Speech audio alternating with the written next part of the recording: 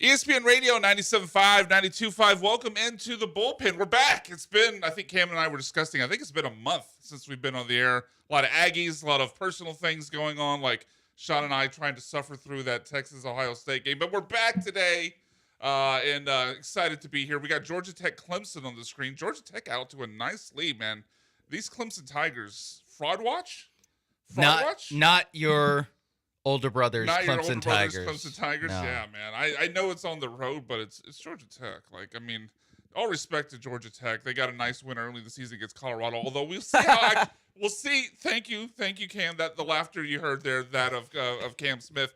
We'll see how good of a win that actually was. Because speaking of frauds, Colorado, it might be hard times for Coach Prime with his two sons and Travis Hunter off the team. The Colorado's not look good to start the season. But, all right, so bullpen, ESPN Radio 97.5, 92.5. Again, it's Brian McDonald, Cam Smith, Sean Mapes, John Belmer with you behind the glass. And we're gonna start off talking Texans here. Obviously, the game not tomorrow, on Monday night against the Buccaneers. The Texans trying to get to 500 after dropping a pretty boring game in Week 1, 14-9 to the Rams, where for the second time in 3 years in an opening game, the Texans offense failed to score a touchdown. Also happened in Stroud's rookie year at the Ravens. Which, weird little side note, 3 years in a row for the Texans, under Stroud and D'Amico, they've started on the road. I don't know what the scheduling, it just feels like a weird oddity that 3 years in a row the Texans have started on the road. Maybe, hopefully they'll get that fixed for next year. They've also played the Chiefs. The last 3 times they played the Chiefs have been in Arrowhead. Yeah. And they've hosted the Bills. Well, this season, they'll host the Bills for the second straight time in the regular season. It's weird. Yeah, Feels like I easy mostly fixes. know how the schedule works, but sometimes there's some things like The home road stuff actually doesn't make that much sense. Yeah, because there's no rhyme or reason as to how they order out your home road. For the Texans to start on the road 3 years in a row, and I don't know if they did in 2022 or not, because I really wasn't paying that much attention, to be honest. But yeah, like, it's just a little weird thing. So all right, so let's get into kind of our thoughts on the Texans going into this Week 2 matchup against the Buccaneers, what they need to fix. Kind of just the state of the team right now, because it was ugly on offense. As great as the defense was, other than trying to cover Puka in the second half, like, the defense was elite.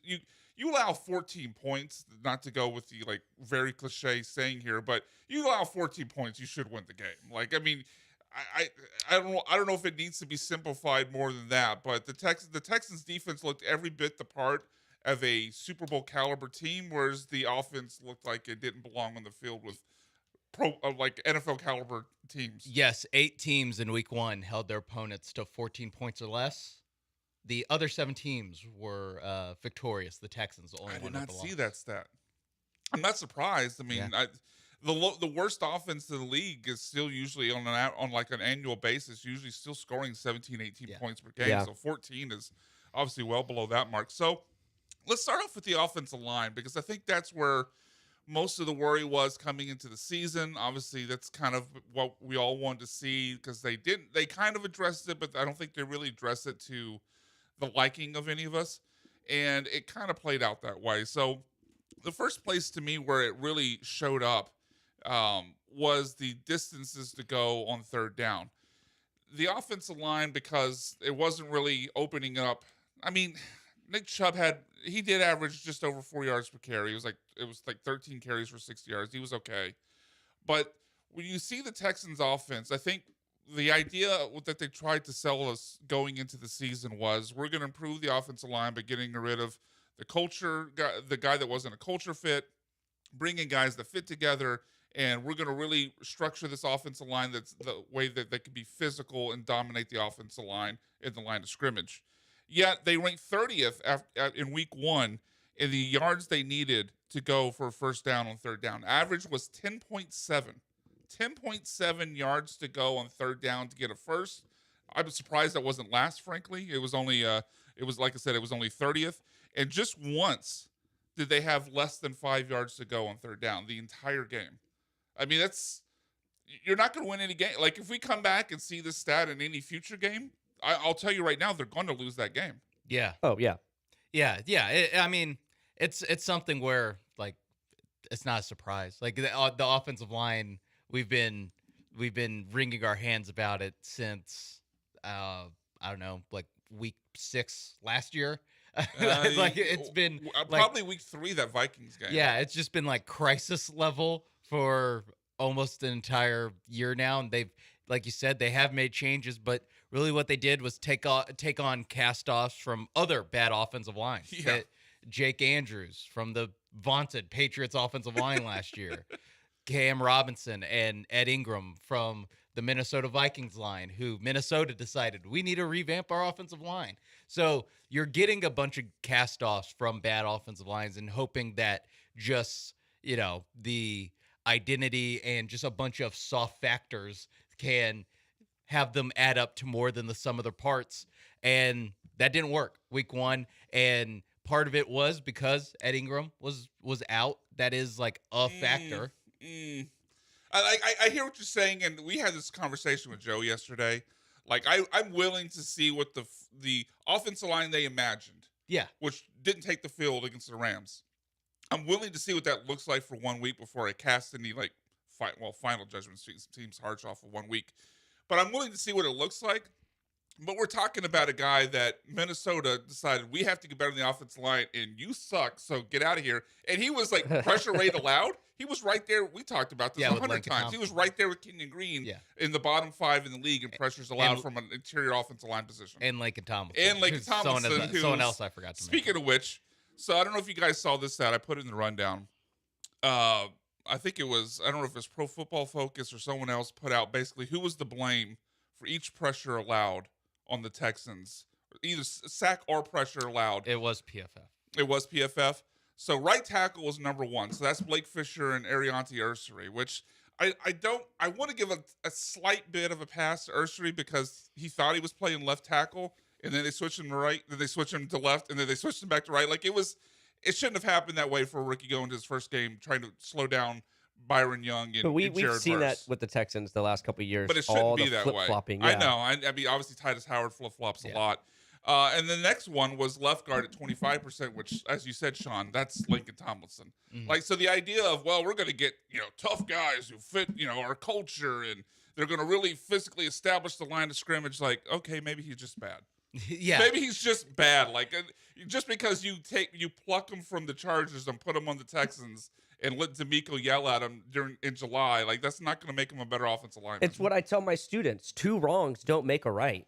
Yeah. And your pressure rate percentage goes into one that I think I saw where they were, I forgot what website posted it, but they were going through all the teams that I think lost and were highlighting players on those teams. And for the Texans, it was the entire offensive line because they gave up like 42% of dropbacks pressured, which was the highest. It was. I mean, it was really. I'm actually not going to put any blame on center or Cam Robinson though, because you look at left tackle, it was 8.3%. Now I know he missed part of the game, but still like 8.3%. In center, whether it be Jake Andrews or Jarrett Patterson, 0%. Not a single pressure or sack was allowed by the center position. So I think they've hit on those so far, but like our big concern, I think, was the interior of the offensive line going to be like specifically guard, and then obviously right tackle with starting a rookie. And I think we can officially call Blake Fisher a bust at this point. At least I'm okay with that. Those questions, right tackle and offensive guard, not answered well in week 1. No. And again, like we said with the Ursery, like I'm willing to give them a little bit. That is more of the Ed Ingram effect there, is that Ursery was just the worst player on the offensive line. Did you like how they shuffled everything around to replace one guy?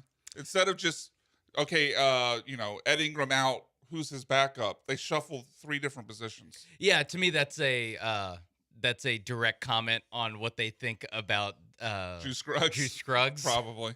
So I don't love it, but I mean what really happened was then after they shuffle all that, then in the game Cam Robinson missed snaps, and then you have to shuffle again, basically back to what you would have been shuffled before. So I think just in general that's why I am like a little bit of 2 reasons. I'm sympathetic to their bad performance on week 1. The Rams are good, and 2, my expectations were low, and then they had to reshuffle what the plan was. Like I'm not expecting these guys to be the 90s Cowboys offensive line. Like it is just like, can you not be 30th in the league? Can you be 25th in the They league? literally were 30th in week one. Yes. Can you Yeah. just be 25th if you roll in with God. your plan? Is that the most optimistic we can hope for? I mean, 25th? You could probably hope. I mean, you could hope for whatever you Yeah, want, I know Brian. you can hope This for is what. America. All right. Well, thank you. Thank you, Don King. I think like I don't think you can expect like average or above average. I think it has to be, I don't know, 20. It might be Like power of friendship gets them to 20. Dead. Well, That's, like the end that's of, their plan. like the is- end of is the Guardians, pa- like the is end of the Guardians. power of friendship. Power of Yeah, friend- yeah. They're all holding each other's hand, not letting. Ronan the accuser. I was gonna say Jared Verse, but yes, not letting him through the line.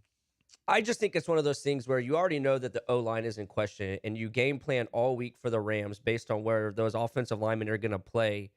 And then the whole Ingram thing, I get you're trying to put the best players in those positions, but if they've been preparing in a certain position all week for one team, I feel like the best way to go about that is just take the L with Scruggs instead of moving everybody around right before you play the Rams, you know is going to have an above average to elite pass rush. And it's just, they look like doo-doo. Yeah, and you're Well put.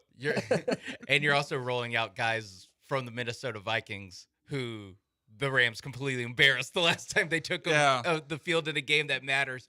And that is, I mean, more so than just like the week of prep. Like, when did they announce that they've landed on their 5 and it's that 5 lined up? It was when Like they're the week in before the season, right? Yeah, no, it was like in West Virginia. Oh, you're right. You're right. Pretty much. It's been like a month that You're they right. were like, Yeah. this is our offensive line. And then before week 1, they had to completely shuffle it. That is the benefit, like slight benefit of the doubt that I'm giving them. Also, yeah, we know they're bad.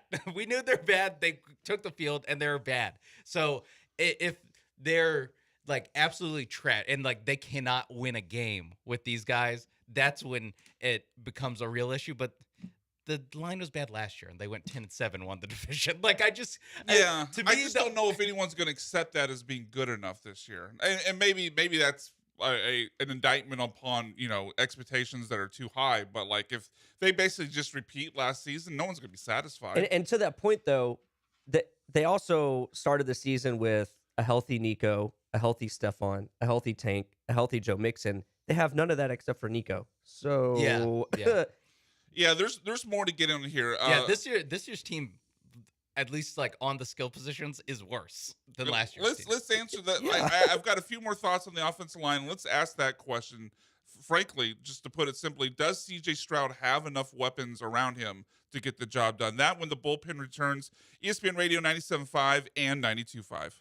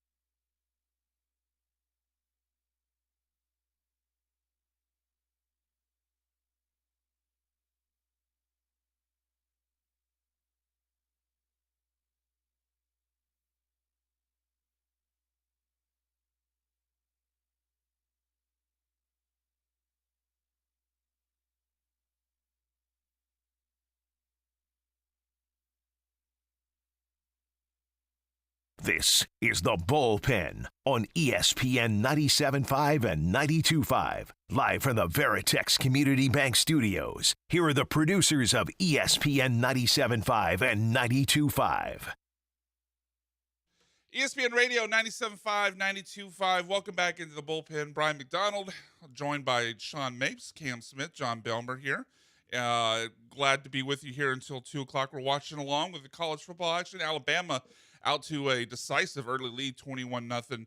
And Georgia Tech added on a field goal since we last talked. And it looks, that's Clemson driving, but they're up 13-0 on Clemson, which would be I don't want to call it a shocking win because Clemson's looked pretty average this year, but certainly would be an upset based upon the rankings. But continue the Texans conversation now. We'll get more into college football in a little bit. Also talk about the Astros before the hour is over. But last segment, fellas, we were talking about the Texans' offensive line.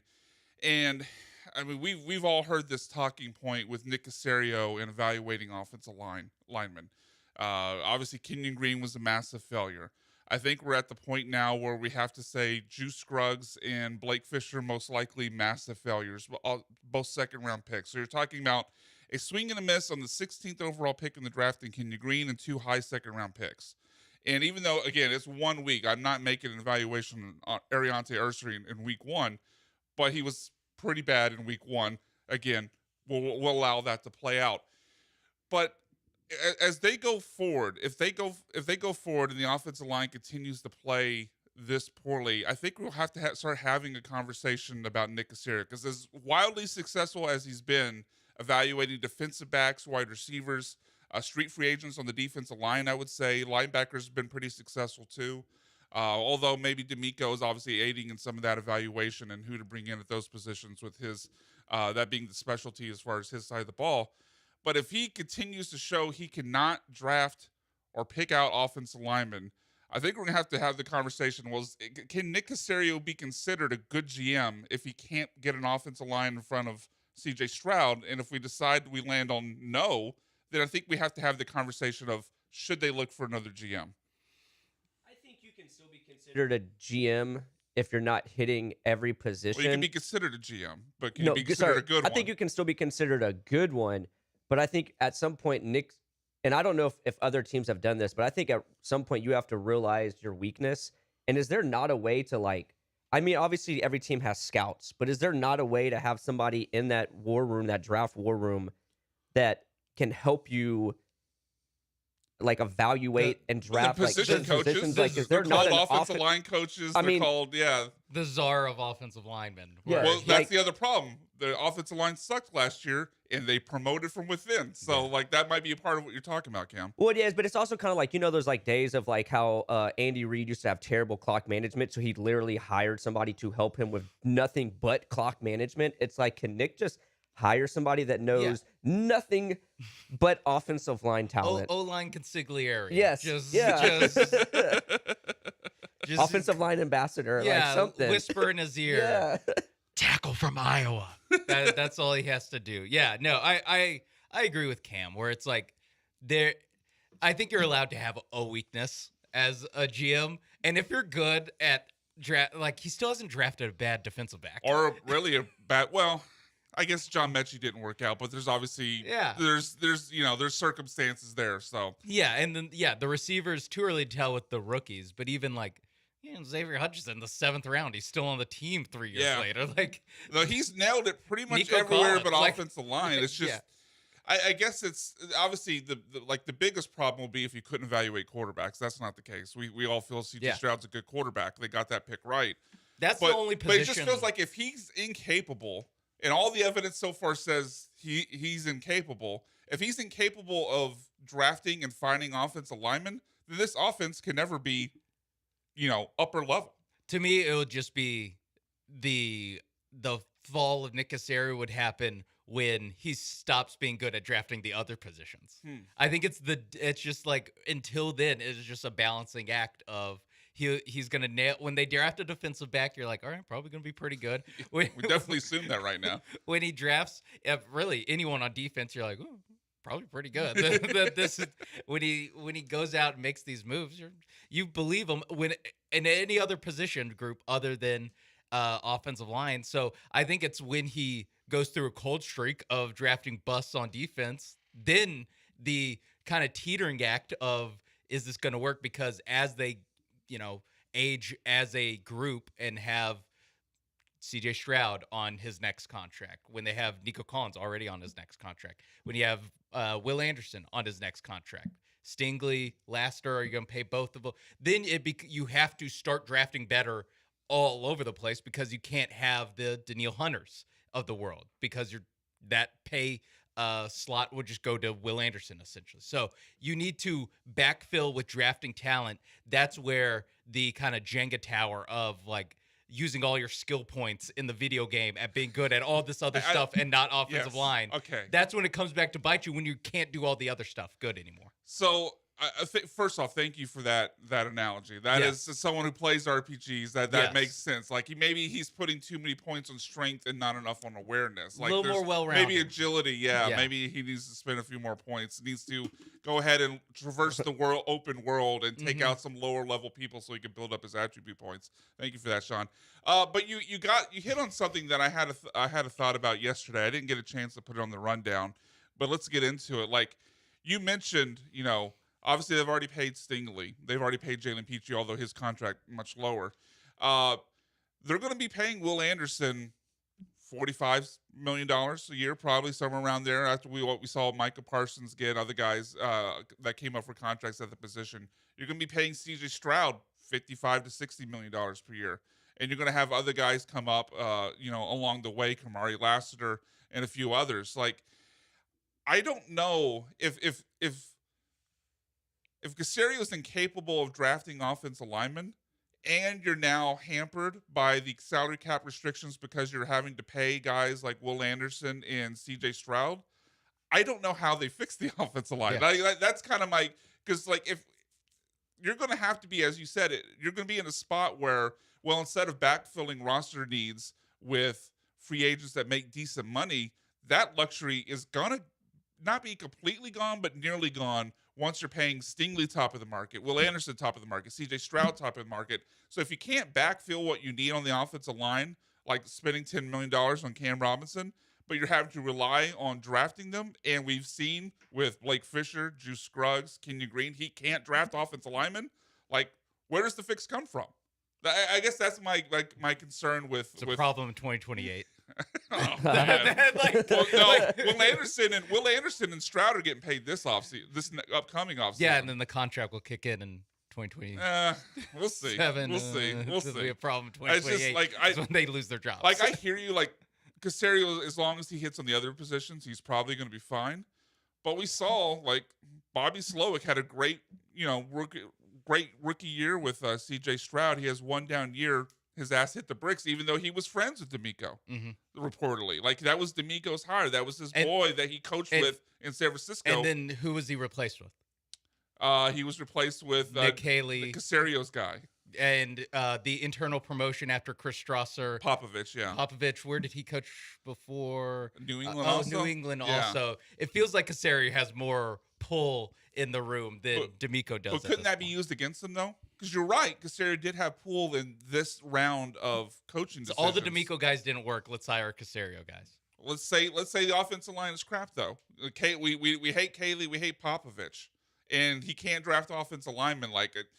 I like Caserio. This has sounded so far that I think he should be run out of town tomorrow. I'm not trying to say that, because 90% of what he's done with the roster has been great. It's just I can't overlook the 10% because of how important that is to C.J. Stroud. That's kind of where I'm coming from. Like, if this continues to be a problem, I like both with the coaches he decides to hire and with the offensive lineman he drafts. Like, I don't know. But there's that reasonable concern where, because we always talk about what builds a good team. You start with the trenches and the quarterback. So as good as your defensive line and all that is, if your offensive line is still consistently below average every single year, I mean, at some point, as good as you are drafting everything else, it's kind of like with the Steelers, like all those years of being really good, but like not taking it the next step with Mike Tomlin. It's just like, okay, he's really good, but like, when do you finally just say, okay, 11-6, 10-7, is enough? When are you finally okay with, okay, yeah, everything else you do draft wise is great, but you clearly can't evaluate Yeah. offensive line. And Tomlin's a guy who hasn't won a playoff game since 8 years? 2016. Yeah. D'Amico Ryans and Nick Casario haven't won a playoff game since January. Well, yeah. I do Yes, feel like the yes. tone of the discussion is pretty outrageous. Not just here, but also on social media, considering they're 0-1 coming off And to your back-to-back point, like, if division titles. if we're gonna paint the silver lining to your point, the offensive line was pretty bad. First 2 to 3 games in Stroud's rookie year, but by the time they hit Pittsburgh in week Yeah. 4, Yeah, they figured it out. So they there started is- George Fant and got good. Yes, yeah. basically, So there is offensive that line is weird, possibility. yeah. There is that possibility. I'm just trying to paint the picture of what's coming if it continues to go this way. But certainly the possibility of it improving does exist. Let's go out to the HRMP listener line before we head to break. Dave has a thought on Texans GM Nick Casario. Dave, what do you got for us? Hey guys, two thoughts really. One, I hear you talking about Nick, and I agree with you. It's sort of a mixed bag, but he's given credit for CJ, and if I'm remembering right, he was sort of forced by the wife of the owner to draft a quarterback. She said, "You got to draft a quarterback," and the guy he really wanted was already gone, and thank goodness he was already gone. So, I don't know if you should give Nick too much credit for CJ. I think that was sort of fell out of a tree and landed on his feet kind of a deal. But let me also add this. Kenyon Green. Missing on Kenyon Green. I love Lance Zerline, your colleague there. Really good at what he does. Lance liked Kenyon Green at 17, or wherever he's picked. I remember the day after the draft. People asked about it, and Lance said, that's right where I had him slotted. So, there are people who we view as experts on this stuff, and they got Kenyon Green wrong. Yeah. So it's not just Nick. Sometimes the guy just is a bust. Yeah. That's all I want to add. Yeah. Thanks for the call, Dave. Yeah, thank you, Dave. Well, Philly got it wrong too when they traded for him. Yeah, right. They gave up C.J. Gardner-Johnson for nothing. Yeah, I do think that is part of it. And Nick Casario is a weird case because it's so like all the hits are in one, or all the misses are in one position, where there is an element of the draft is just kind of a crapshoot. And you bring up a good point with this C.J. Stroud thing of like, after they beat the Colts, everyone was upset because they wouldn't be able to draft Bryce Young. And that was like the popular thing is like, Bryce Young is better than CJ Stroud. CJ Stroud, honestly, no one was, CJ Stroud didn't have like big supporters in the draft. Like it was Bryce Young is the first pick. Look at the tools of Anthony Richardson. Oh my God. And a guy who sits in this seat during the afternoons loving Will Levis. Like that was, and Mayo boy. CJ was a lot of, just like, S2 test, do we love it? Yeah, like all that stuff. No, there was a lot of conversation about how he performed in the playoffs. Georgia that- game. Yeah, the Georgia game, In that yeah. game, there was a lot of talk about that too. Yeah, no, but people weren't like head over heels about him. There was never a should CJ Stroud go number one. I feel like you're not number one, misremembering no. a little bit. I know some of what you're saying is true about the tools of Anthony Richardson, and people certainly did want Bryce Young early on. A guy who's 5'9" got drafted ahead of him. Yeah, no, and they Like, they if were you're- wrong. If you're viewed as that kind of prospect, a guy who's 5'10". Okay, so you're talking more about the national perception than Yes. in this building, because I Yes. thought in this building I thought it was pretty split. I thought it was basically really either CJ or Anthony Richardson, from what I remember, save for Brandon with Will Levis. Yeah. But there wasn't a lot of Bryce Young stands in this building, from what I remember. No, I mean the day after they lost the number one pick, people were pretty upset about it. Yeah, I think that was more about having the control of the situation by picking whoever you want versus having to hope that Carolina picked who you didn't want. And then by the time we got to the draft, we convinced ourselves that I actually don't want the short quarterback. Yeah, no. It No was short kings. It was. Sorry, Cam. They lost Hey. the number one pick. They can't draft Bryce Young now. Then they got the number 2 pick. Good. We don't want Bryce Young. That was the tone switch. Yeah, maybe for some, not for me, but I hear what you're saying. All right, let's carry over. No, actually, you know what? I'm done talking about Casario for right now, because they got to just go out and show us on the field. We're not going to solve anything here. So let's go over to the Astros, who kind of limping to the finish line, but had a fun night last night, both on the scoreboard with the 11-3 win over Atlanta, but also because of the big rookie debut that led them to that win. Let's talk about the Astros on the other side of the break. ESPN Radio 97.5 and 92.5.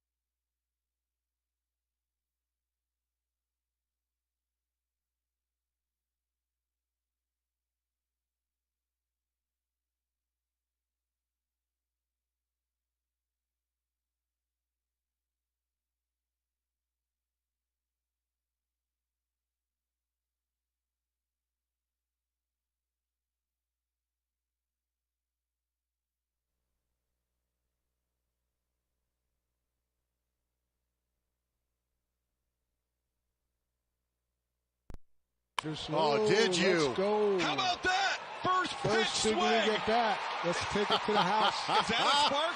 Hey, that's a big spark. That's the spark? That's exactly what we're talking about. 114.3 off the bat. Sometimes you got to think outside the box, folks. That's the spark you were talking about, Dan. That is the spark that we're talking about. Can I be honest right now? I'm a little disappointed. Why? What? You're sitting down. You didn't jump up or do it. I mean, I heard you're an Hey. excitable guy. This is the Bullpen on ESPN 97.5 and 92.5. Live from the Veritex Community Bank Studios. Here are the producers of ESPN 97.5 and 92.5. Welcome back into the Bullpen, ESPN Radio 97.5 and 92.5. That was the voice of Todd Callis, Jeff Blum. Was that also Jeff Bagwell on the call? I forget. No, it was Dana Brown. Dana Brown, okay. Dana Brown was in the booth when So- Zach Cole hit his home run.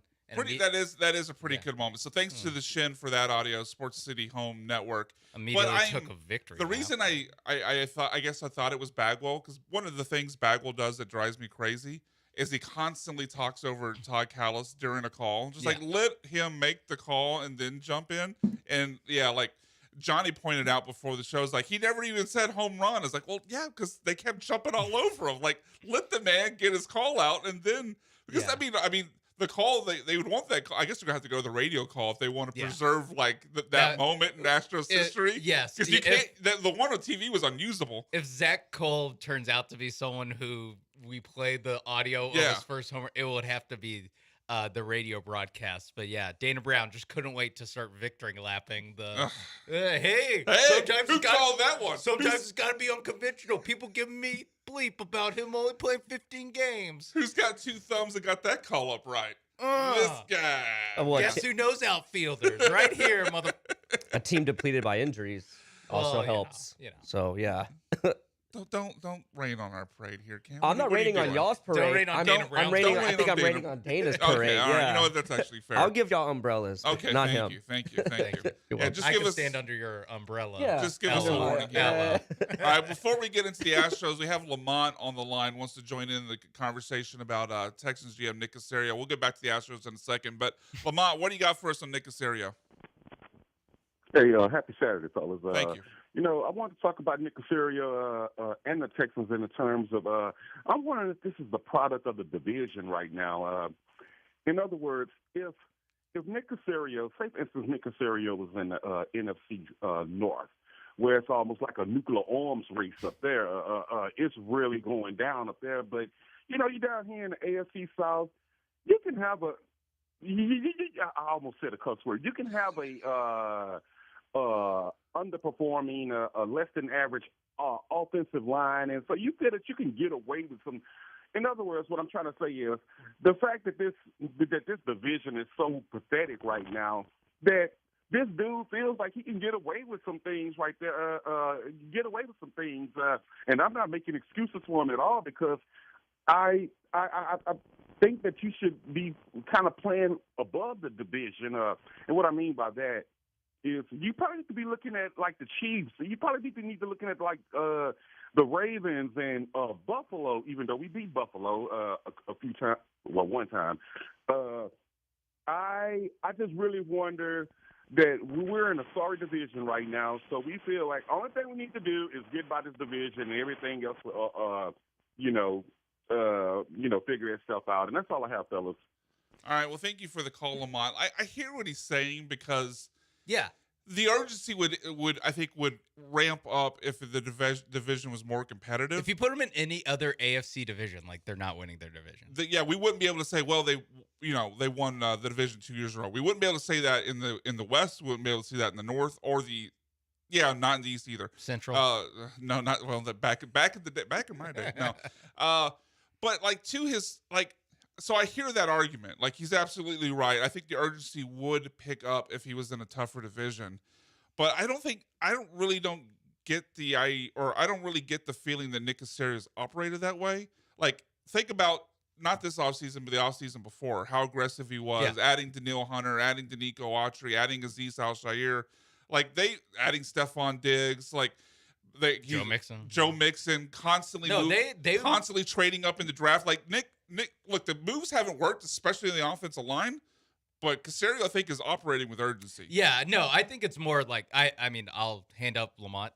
I am that person who's just like, all the questions that we have about the offensive line only matter in January when you're playing Chiefs, Bills, Ravens. That pretty much for the most part, like going into the season, I'm like, yeah, this offensive line's a giant question mark. It also was a giant question mark last season, and they won the division not really all that dramatically either. So I think that he's right that it's like all these problems only come to face when you're raising the expectations up to beating those three teams in the AFC, just in the AFC. Never mind facing guys in the NFC. Right. But the urgency isn't there because it's just like, oh, maybe you get a good bracket. You go farther than any Texans team ever has gone. You just keep heading into the playoffs, and they're not so far off. This isn't like the 2015 or 16 teams that won the division under Bill O'Brien, where you're like, cool, 9-7. We're going to get our ass kicked. Doesn't matter, Brian. Yeah, AFC South champions 2 years in a row, Brian. Is like they lost by 8 to the Chiefs last year in Arrowhead with the terrible offensive line. line. I think it's more about the measuring stick to the Ravens because it's been so decisive against the Ravens, especially 34-2 on Christmas Day on Netflix. The only good thing on that day was Beyonce's halftime show. But you're right. Like, we didn't get a chance really to talk Texans Bucks. Like, if the Texans offensive line looks really good on Monday, while I will be, hopeful that it continues, to Lamont's point, to your point, I'll still have in the back of my head like, cool, we'll see what happens against the Ravens, the Chiefs, and the upper. 13 other teams had that thought watching Sunday Night Football last week, though, of like, ooh, we don't play that kind of football. We don't play Bills-Ravens football. No. Like everyone in the league thinks that. Yeah, and I see his point. Like, obviously the AFC South weak division. There's none of those teams in their defensive, like you're not scared of any of their defenses. So yeah, go for the Texans, go draft defense so that you can control the AFC South offenses. But the problem is again, you're not. There's a good chance you're not playing those teams in the playoffs. You're definitely So you still need you're you not still getting two need AFC a South good teams offensive lineman for those good teams in the playoffs. And two, isn't the whole point of the draft you're drafting for the future? Like with that thought mentality of Caserio, like you're just assuming the AFC South is going to be trash every year, and all the other three teams aren't going to do anything. So you're just okay with just playing it cool with the offensive line. Like that just Well, it's not like he's going in there being like, Yeah, whatever, like I don't think Casario's Ursery. thinking that at all. Like, To be whatever, it's clear, gonna be I don't- Ursery. yeah. no, but don't- it was more to like Lamont's point where he's just kind of like it. Casario's thought is, oh, it's the AFC South, so like I can have a little more leeway with like an average offensive line. Like I get that I think in that's the a moment, fan mindset Yeah, more no, than it's team more of just the mindset. like how we view it of just like. but that's what I'm saying. Like whatever. I can't think that Casario would think, oh, I can take the offensive line year by year just because it's the AFC South, because those three other teams aren't going to do the same thing either. They're not going to play it safe. Like, yeah, they suck now, but it's not like they're trying to suck. So No, yeah, I don't think. No, I think I said that when Lamont hung up. Like Casario's, I always view, judge teams more on what their actions are than what they say. And I think that's fair for most things in life. And their actions have shown desperation, even though, look, it's not that they haven't tried. Like I had this argument with a guy from another station after the playoff loss to the Chiefs last year, where he crushed Casario for not trying to fix the offensive line. It's like, bro, no team has invested more draft capital in trades than the Houston Texans on their offensive line. I mean, obviously, at the time, Laramie Tunsil was still on the team. You traded 2 firsts and a second for him. You spent a first on Titus Howard. You spent a second on Juice Scruggs. You spent a second on Blake Fisher. Traded for Shaq you Mason. traded for Shaq Mason, and you extended paid him. and you extended him. Like, and there's more than I'm not thinking about. I mean, obviously, Kenny Green. Sorry, Kenny Green. Kenny Green was a first round pick. Now you've added on to with Ursu with the second round pick. Like Blake Fisher, second round. Blake Fisher, second round pick. Like no team in football has showed more urgency investing in the offensive line than the Houston Texans, which kind of goes back to why I have my thought from the first segment of like, they've certainly, it's not through lack of trying that they've put out a bad offensive line. It's that Nick Caserio doesn't know offensive line. Yeah, they've been taking swings. They've just been whiffing a lot, like Jose Altuve. Chasing a slider. Wow. Look at that Is his transition. contract a concern? We'll Are see. you more concerned about 2020 whatever of Jose Altuve's contract or Nick Casario's? You want to throw it a break, Sean? Nick Casario. I think Sean should throw it a break. He's leading us there. Keith, don't go anywhere. We'll take your Astros call on the other side of the break. But Sean, take us to break, please. Coming up on the other side. Are you more worried about Jose Altuve's contract or Nick Casario's offensive line blindness? That's next on the Bullpen, ESPN 97.5, 92.5.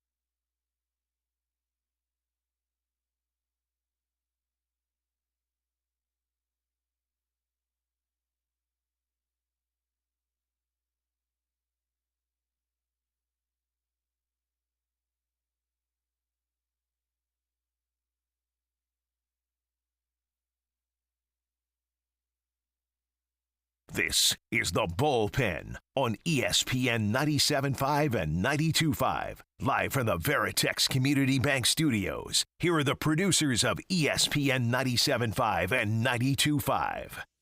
Welcome back into the Bullpen, ESPN Radio 97.5 and 92.5. Brian McDonald, Cam Smith, Sean Mapes, and John Belmer with you here until 2 o'clock. Talking Astros this segment, and we'll kick it off with That's poor word choice by me. We'll throw the first pitch here. I don't know what the proper verbiage would be. Get things started. Get things started. Yeah, I felt like a casual saying kick it off when I'm talking about a baseball conversation. Play ball. Yeah, see, all these sound lame though. You know what? I'm sick of kickoff. Screw you, baseball. But let's go out to the HRP listener line. Keith wants to talk about the Astros. Keith, what's going on? Hey guys, thanks for taking my call. I love the work you guys do. Obviously, Monday through Friday, always calling in. Question about the Astros. Last 2 years, we have a laundry list of injuries and extended injuries going back to Tucker, Alvarez. This year we got McCullers, Arrighetti, Garcia, Blanco, Sousa, Hader. The list goes on and on where it feels like the Astros, add in Ort as well. The Astros' arms are just like, we're running out of arms. The Tucker and Alvarez extended injuries. Do you think this 2-year stretch, this is a pretty large sample size, in my opinion. Do you think this offseason ownership, leadership, management potentially makes, wholesale changes maybe on the Astros medical team or the trainers or the offseason or in-season, workouts, something like that? Because this list of injuries, not having Hader and, the list goes on and on. I've already said the names. There's got to be a potential change next season, right? Thanks for the call, Keith. I don't know how you guys feel about this. Certainly the Astros medical staff and the job they've done over the last 2 years doesn't deserve a lot of benefit of the doubt. We could go over all the things with Kyle Tucker and Jordan and Pena and all the other guys who have been, Jake Myers, who were hurt. They didn't know how hurt they were, put them back in the field, and they got hurt more. Or got the injury completely wrong in the case of Kyle Tucker. But to me, that's separate than the injuries we're seeing on the pitching side, because to me, the injuries on the pitching side, while there has been a lot of them, and it is alarming, to me, that's a baseball issue, not an Astros issue. We've seen that across Major League Baseball because of spin, because of velo. Some guys will say because they're taking away some of the things pitchers used to use to grip the ball, so now they're having to throw harder to get the same results. Pitch clock. Yeah, pitch clock possibly as well. All those things to me on the pitching side are more about the state of the game as a whole, not the Houston Astros. I would even break it up even more to not just the pitching side of things. I'd even throw the hitters on there, where it's the frequency of injury isn't. I mean, that you can talk me into is just kind of like a 2-year, blip, a 2-year fluke. I mean, we look around sports. There's teams that are just more injury prone, that just have bad injury luck for a stretch of time. Cam Smith right now is wearing the one next to me, not the right fielder, is wearing a LA Chargers shirt. Yes. They've had their fair share of injury riddled seasons. Oh my gosh. Yeah, they lost Slater 3 weeks ago? Yeah, and we're not even there yet. There's Keenan Allen tearing his ACL in week 1. There's a laundry list there, and there's a chance that the Astros are going through this, but what can be fixed, or what I think should be investigated, is the getting them back on the field aspect of the medical staff, the rehab aspect of it, because you can go through all those injuries. A lot of them, what they have in common is that it took way longer than they said it would take. Yeah. It was the Jordan Alvarez nonsense. It was the twice with Jordan, by the way. Yes, it was Luis Garcia, who had to rehab and then stop rehabbing and then make rehab starts again. And stop again. And then come back and have 1 start in 1 inning before his arm gives out. It was Christian Javier was supposed to be 12 months. It's 16. Lance McCullers. Just Lance as a whole. Lance McCullers. Yeah. It's all these guys. Jake Myers taking the field, not making it to first pitch. That is ridiculous that happened. It is not it might not be on the medal stand of most embarrassing injury handlings for the Astros the last few years, and they had a center fielder take the field and not be able to make it to the first pitch of the game. that is the part. Like I'd already processed how bad and embarrassing that was. But hearing you say it we again, just blew past it. It was crazy.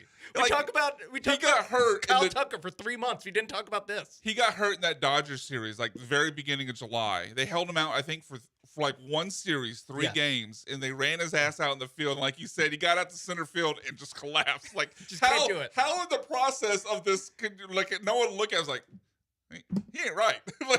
How? Access denied. So to me, it's more of a. And we didn't even mention Jeremy Pena, I don't think. I mean, because remember he got hit in the ribs. He stayed in the game, and before they realized he was had a broken rib, they had him like lifting weights and doing workouts. Yeah. And then like, oh wait, stop, you got a broken rib. Yeah. What are we doing? That to me is the part that is. I mean, it should all get investigated or audited or whatever. James Click wanted to audit it back in the day, but the return to play stuff is the thing that I feel like is most fixable and the most identifiable. I mean, you would hope so, but most identifiable and therefore most it is identifiable. That's true. What do you think about this, Cam? I mean, I'm with Sean. It's one of those things. Obviously, it's sports. You can't. Yeah, guys are gonna get there's hurt. certain things that you can prevent, but like you can't control these injuries. What you can control is the way that you bring them back, the pace that you bring back, and then how you word how they're going to come back or when they're going to come back. And it almost seems like they've run into this point where they had so much success and it seemed like the window was still open for a few years. Then they started hitting these injuries, but they still want that window to be open. So they're pushing people back sooner than they need be because it's almost like they don't want to take one season to just not call it quits, but just like, okay, this is what we're dealing with. We might just have to take an L this season, regroup, get healthy, come back the next year. We still have all these main pieces. It just seems like they don't want to dip out of that window. Yeah, that they're in right now. They rush guys back, and then the guys get hurt more, and so they miss more time. Yeah, that's and like then you're back to square one. Yeah, part of the audit needs to be. You hit on something, Cam, there that I think has been a big problem, and it really starts with Dana Brown. Like Dana Brown, when he goes on, on 790 or anywhere else and talks about these injuries, he constantly paints the picture of a timeline that seems crazily optimistic. Yeah, and whether it puts pressure on a guy or not, it does come off that way of. Like, this looks like we know a broken bone is usually 4 to 6 weeks, but he seems to always paint the picture like, well, we think we might be able to get him back in 3. Like, why do you think that? Yeah. That part of it, whether it's purely just the picture he tells the media and the fans and doesn't have any effect on the player, like maybe that's it, but still that should be addressed. Like, someone's got to talk today and stop telling us guys that we know are back. In 6 weeks, could be back in 4. Well, they also don't. They didn't want to IL Jake Myers, like we said. They didn't want to IL Kyle Tucker, and then he was out for 3 months. Yeah, like I think it's more than just Dana Brown PR spin that needs to be fixed. I think it's that what Dana Brown is saying is how they actually view the injuries. Yeah, they actually think that they can just push guys back sooner than they can. Like you said with Jeremy Pena, who ended up missing weeks, but they're like, we'll sit him for a day and see where he's at. Got a broken rib. I mean, yeah. How do you function with a broken rib? I mean, if Dana Brown was playing college football 26 with the wear and tear, he would leave their ass out there. It doesn't yellow. Who cares? Get out there. And it always gives you the option if you want to substitute or put him back in the game. Get back out there. He's hitting that button. It's big. If he dies, he dies. Energy from he left it all on the field. Yeah, that's all we can ask for. Well, salute. See you later. All right, quickly. We only got a couple minutes left here before the break. Let's get into because we're going to get into the NFL and more fun after that. I teased the Altuve thing. Should we get to Altuve? Yeah, well, no. Let's save it. I know. I didn't pay off on the. You want to give us a 60-second version of what you were going to say about it? Jose Altuve seems to be aging in front of our eyes from going from an all-star level player to a starter who should not be in the top half of the lineup. It's just tough to make that reaction right now in the middle of a pennant race. Had a home run last night. Sure. His 25th home run. Never mind, he's awesome. All right, I'm glad we settled the Jose Altuve thing in 60 seconds. So quickly, man, I guess we really don't have time. Johnny's gonna get mad at us if we actually try to get into this now. Maybe we, because I was gonna do. Do I have another 60 seconds on the Altuve thing? No, not that. But I wanted to go. What was that, Johnny? John, shut the up. Yeah, actually, that's my thought. Yeah, John, shut the bleep up. But quickly, let's talk about the playoff race, and obviously keep your comments short. But things stand right now, Astros tied with the Mariners, have 80 wins, 14 games left, 2 up on the Rangers for what would be the final playoff spot as the 6th wild card. I think technically right now the Astros are the 6th wild card because I believe they've lost the tiebreaker to the Mariners, or Yes. are losing because they have 3 games remaining with Seattle. They're currently losing both tiebreakers to Texas and Seattle. Yeah, so right now, if the playoffs started today, they'd be the 6th wild card going to Seattle, which I would not enjoy that. But just gut feeling in 60 seconds or less, they going to make the playoffs, Sean? Maybe. Cam? I think they make it, but that's it. Like, the nice thing about this is, one, Atlanta sucks, so hopefully you can sweep them, hoes. Yeah, getting a win last night was big. Yeah, certainly. Yeah, Hunter Brown on the mound tonight, so you figure you should be able to take that series, and then you at least control your own fate to a degree because your last 4 series are completely against the division. So you have the Rangers and the Mariners coming here, so hopefully you can obviously add some padding there, and the Astros then finish off with 6 games on the road against the A's and then the Angels. So, it feels like everything is in their hands. I just don't know if that's a good thing or not. Exactly. That's why I go, maybe. Yeah. Man. Okay, one-word answer. If the Astros miss the playoffs, should Joe Espada be fired, Sean? No. Cam? No. I'm going to say yes. 168 and 141 with 2 injury-riddled seasons, and he still got him to the playoffs those 2 years. That's more than one word. Yeah, you really failed the assignment here, Cam. I put it. John, we got a drop for Cam to explain. Joe and I on Inside the Icebox yesterday talked about that so I guess Cam for Smith his ass. So we talked about that question for 6 or 7 minutes, and you just go one-word answer. We got time constraints because we got to. You know what we got to get to next? Do we want to hype train this, our prize picks or our game picks, or we just we treating this as a non-hyped segment? Let's go non-hype. Non-hyped. Yeah. Right. Well, that's probably I don't want to half-ass the hype. That's probably good for my voice. All right, our prize picks and our game picks. When we get back, I'm an amateur apparently. ESPN Radio 97.5 and 92.5.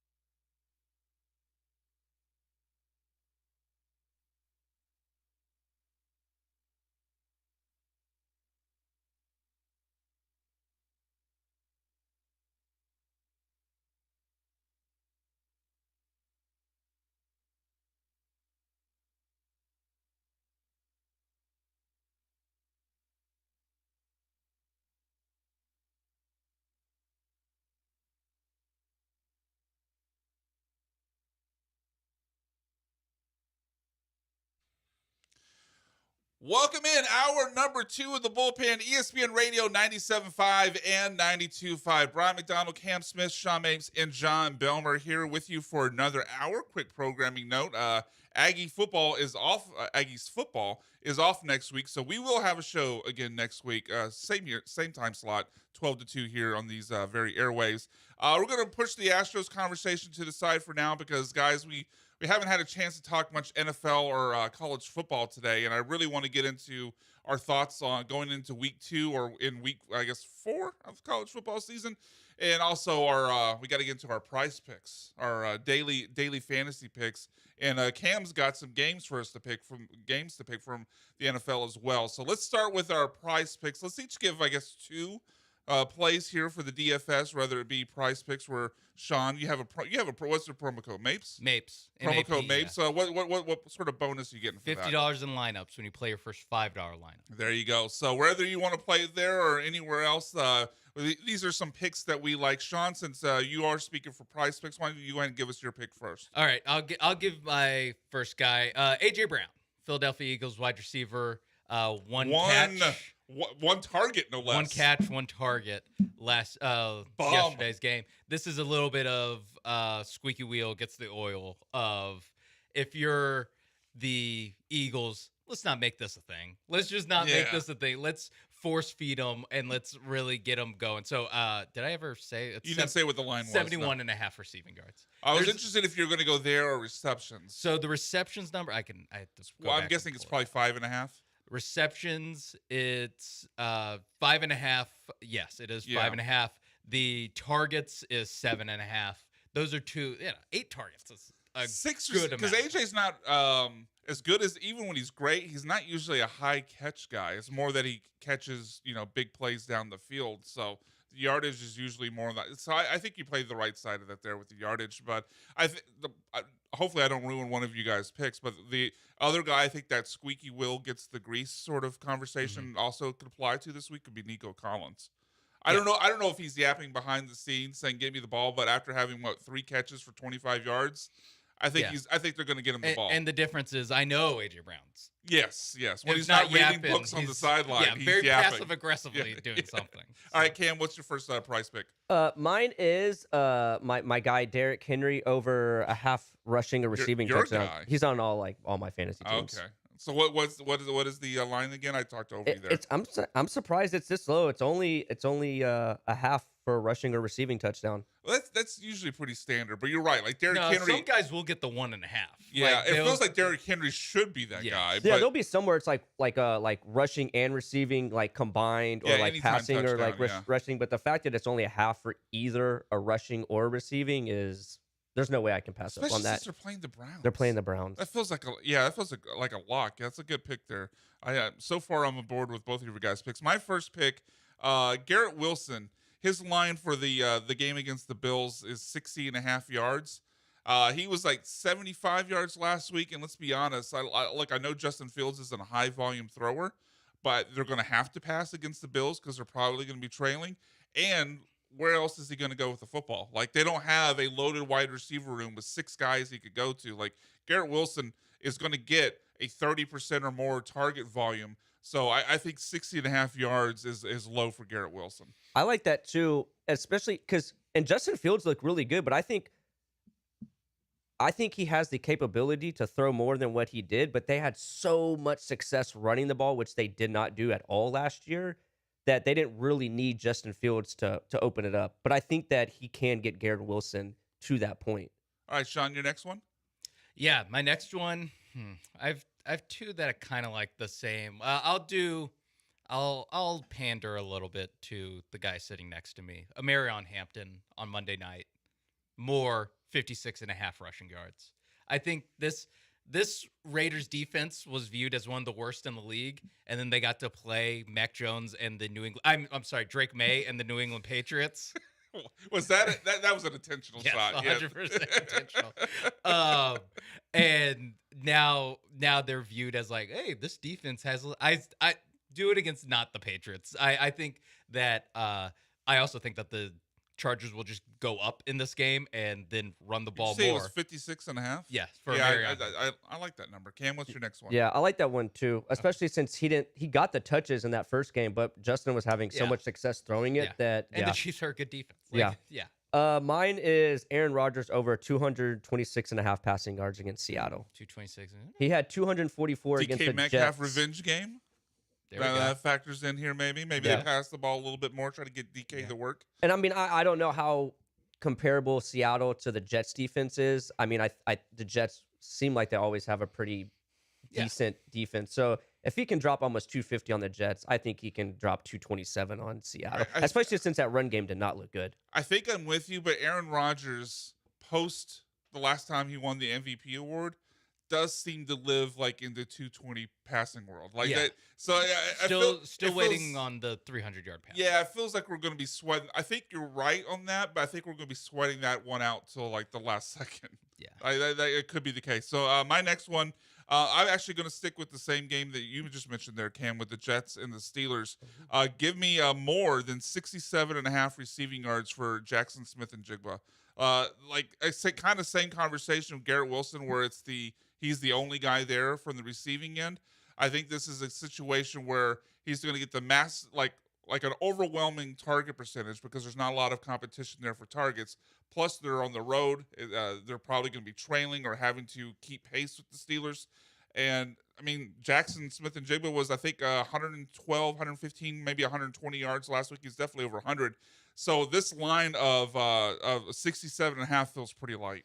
Yeah, I like that one. I think Jackson Smith and Jigba is ready to take that next step as the go-to guy. Seattle kind of needs him to do it, and I think he definitely has the talent for it. And I think after week 1, all signs point to, yes, he can be that kind of guy. All right, Cam, you got some games for us to pick, so lay these out for us. I guess we'll just go in whatever order you want, but what is our first game that we're picking here? First game, Indianapolis versus Denver. Now, are we picking money line or straight up? Straight up until we get to the tiebreaker game. Okay, so I know from conversations yesterday, Sean, you and I disagree on this. We actually have we actually have a vending machine bet on this. So I forgot that this is the game. So I can already tell you what Sean's pick is. It's the opposite of what I'm about to say. I am picking the Colts in this game. Yes, and I'm picking the Broncos in the Peyton Manning Bowl. As did I. As did you. Yeah, okay. Yeah, It's another case of, hey, you did that to the Dolphins. Congrats. The Dolphins they are need playing to like a D2 school right now. Yes, yeah. Or last week. Dolphins need to prove that they're not absolute roadkill for me to give you credit for doing that. The Broncos are another team where we saw what their defense did really all last year. And then in week 1, it was more the same. And Daniel Jones, I'm not ready to say Daniel Jones considerably or can definitively do anything positive against a top 5 defense in the NFL. I'm not sure. I'm not sure if Daniel Jones is quite ready to do that. Good.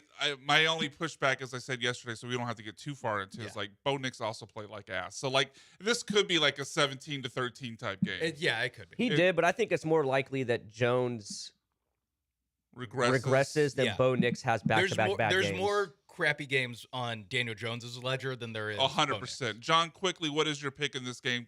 Colts Broncos. I chose Colts only because when I usually pick teams, they lose, and I want the Colts to lose. So I'm picking all right, Indianapolis. I like the strategy. Reverse psychology. I like the strategy. All right, what's the next game, Cam? Detroit versus Chicago. Ooh, this is a good one. This is a good one.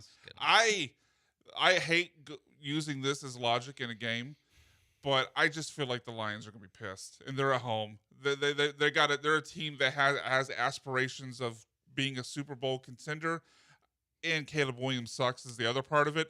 I think the Lions are going to smash the Bears. We agree for a change this season. All right. I think there's a chance that the Lions look bad because they had to play the Packers. I think the Packers are the legit. The more data we get on the Packers, it looks like they're pretty nasty. So give me the Lions in this one. John? I took Chicago. I think they're going to have a bounce back. Is Detroit, this reverse psychology again? No, but Detroit might not be the same. I mean, they lost both their coordinators. Yeah. They didn't look it's not great. crazy. So yeah, I'm just with Sean, though. I think the more that I saw from the Packers against the Commanders, like maybe that had more to do in Week 1 with how great the Packers are than how bad the Lions are. Cam, your pick? I went with Detroit too. All right, next game. We've got the Raiders versus the Chargers. Why are we you're picking just a throwing this. terrible You're just game? throwing this on here because you want us to pump up your team. Stinky game. No, Stinky, it's a I'm not- divisional I'm not- match. I'm not going to give you the satisfaction Chargers. I figured. One word. Yeah, Chargers. I think John? they're pretty good. I put Vegas on there immediately because I thought we were all going to go Vegas just to spite Cam here. Yeah. No, I don't want to lose. Just I was tempted, John. I was tempted, but I mean, Vegas isn't terrible, so you may not. I mean, going with that may not get you a loss. Yeah. All right, I also Chargers. said like 2 minutes ago that Marion Hampton's gonna run all over him. Should we So- dare even ask Cam what his pick is, Yeah. or should we just move on? You'll be surprised. No, we won't. You No, won't. we won't. All right, next game. I'm not going to ask you. We got the hometown team, Houston versus Tampa Bay. All right, and this is still pick it straight up. Okay. I think this is close. I think this is like 21-20, 23-21. This is that type of game. I think they're gonna score 21 points. No. Dude, yeah, that actually that's 7 field goals to get to 21. Okay. Hey, whatever works, baby. Kaimi Fairbairn MVP. Start him in fantasy. Kaimi Fairbairn MVP. No, but I think I'm going to land on the Texans side of this because it looks like the Buccaneers could be without multiple offensive linemen. Plus, they're out Chris Godwin, which that part I think they could withstand more because Mike Evans and their rookie Emeka Ibuka looks great. He had 2 touchdowns last week, so I think they could withstand the loss of Godwin. But you try to go on the road and face this Texans defensive front with being down multiple offensive linemen, including your All Pro Tristan Wirfs. Good luck. I'll take the Texans. I agree with you again. I think the offensive line for the Bucks is like that, like one little seesaw into like you very coin flippy game. But I saw one of the Bucks reporters. It wasn't Almond who was on with Jeremy and Joe and Brian yesterday. It was someone else, but they said that Charlie Heck is expected to be the starting right tackle. Heck no. And someone said Charlie Heck against Will Anderson. I was like, oh, that's right. Which I mean, Charlie Heck. I mean, as bad as the Texans' offensive line has been and is real bad, they ran Charlie Heck's ass out of here. Yeah. So good luck. Yeah. Good luck, Charlie Heck. Just off that one tweet, sign me up. All right, John, what do you got? I'm a homer, Houston. All right, Cam. I went Tampa Bay, but I'm very. I think that's Boo this man. I also I made that's this completely defensive. I made this pick before all these O-line injuries came out for Tampa Bay. You're not married to but it. You can change your pick. I know I can. Right there. I can, Click but black. delete. Hit I backspace. still think, both offensive lines are trash right now. Yes, Houston does have the better defensive line, but there's just so many healthier weapons in Tampa Bay around Baker Mayfield that if both offensive lines suck, I'm just gonna have. I feel like I have to just go with the offensive talent that's healthy, and that's Tampa Bay right now. Bucky Irving, fair. Mike Evans, Ibuka. Do they? Hayden, Who's the other running back? Rashad White. Rashad White. Are those 4 guys are probably better than anyone on the Texans skill position not named Nico Collins. Okay, yeah, with that qualifier, you're right. Yeah, Nico it's like Collins- Nico Collins might be the best skill player in the game, but then like the next next 4, 5. yeah, 4 or maybe 5, 5 yeah, are all Kate Buccaneers. Yeah, that definitely could be the case here. All right, final game, is that right? Yeah, this is a tiebreaker, so this will be the spread. So it's Minnesota versus Atlanta, and Minnesota is favored by 3.5. I assume Minnesota's the home. Yes. Okay, 3.5. Man, Said Minnesota, Atlanta. Yes. Minnesota, Atlanta at home. Minnesota 3.5. I think I'm gonna take Minnesota and give the points. At home, I know Michael Penix and the Falcons' offense looked pretty good in Week 1. I like Drake London, although he's banged up. Are we 100% sure of his status? Look into that here in a second. Bijan, obviously, I love. I don't love the Falcons' defense. I know they spent 2 first-round picks on pass rushers this last year, but on the road, I have questions about their defense. I will take Minnesota and give the points. Mooney and Drake London both cleared for Vikings. Okay. That makes me a little more wobbly on my pick here, but I'll go ahead and stick with Vikings minus 3.5. Man, this is a tough one. Going all the way back to that overtime game, way back. Michael Vick scoring the touchdown. God, you went way back. You Like went back to when you 2001, were like 2002? elementary school. This is very. I think it is just. You know what? Give me Atlanta. I've been agreeing with BMAC too much. Give me Atlanta. That's actually a fair take, Johnny. I'll take Minnesota plus points. Oh, so we're split because I chose Atlanta. That's what this game deserves. This game deserves a 2-2 split. And my thing is I think last week that was more an indictment on Chicago's second half than Minnesota. Like, if that makes sense. Yeah, like, yeah. You come away more negative on Chicago. I than still positive. I still don't think JJ McCarthy is the truth. Yeah, he only played good for really one quarter. He still played one ass quarter. for 3 quarters. Yeah, and I think another thing too is Kyle Pitts kind of impressed me. Like, I think a lot of people kind of gave up on him the last 3 years, but he had like a really, really nice game. So if you have a healthy Drake London, Bijan, and Kyle Pitts, it's JJ McCarthy. Yeah. There's a little. I mean, just doing the thing where I talk about why I'm wrong is the Brian Flores against a young quarterback thing in Michael Penix that normally doesn't bode too well, but I'll take the 3.5. It's a key number. I'm on the right side of the key number. It is like it feels